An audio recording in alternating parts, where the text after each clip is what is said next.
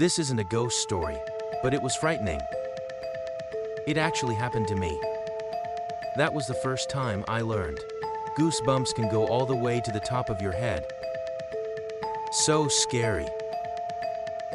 I used to work in car sales, visiting 5,070 homes a day to discuss things. It was summer back then. Even though it was miserably hot, I had to keep going house to house for appraisals and such, or I'd get in trouble.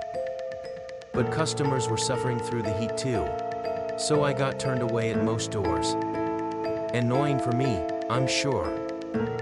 So I decided to go around some apartments to get my numbers up. I rang the chime at one unit. A voice inside said, "Come in." But salesmen aren't supposed to open a customer's door themselves. They'll complain if you just enter as you please. When the door didn't open after the invitation, feeling a bit rude but with no choice, I said, "Excuse me, I'm coming in," and entered. The ice was blasting. As I thought, "Oh, cool." An old woman sort of mermaided her way to the Jenkin, using just her arms to pull herself. Seemed she had trouble walking. Since I was hot and kind of enjoyed chatting with seniors, I thought I'd listen to her stories while cooling down. When I asked, "Is your husband home?" she replied, "No, my son is out working." She was hard to understand, but I got that the owner was her son, currently out. We continued our difficult, but mutually comprehensible conversation. Noticing her leg condition, I hesitantly asked, "What happened to your leg?"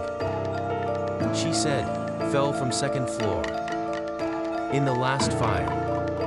I regretted asking. Turns out her previous home had burned down. The second floor collapsed and injured her leg.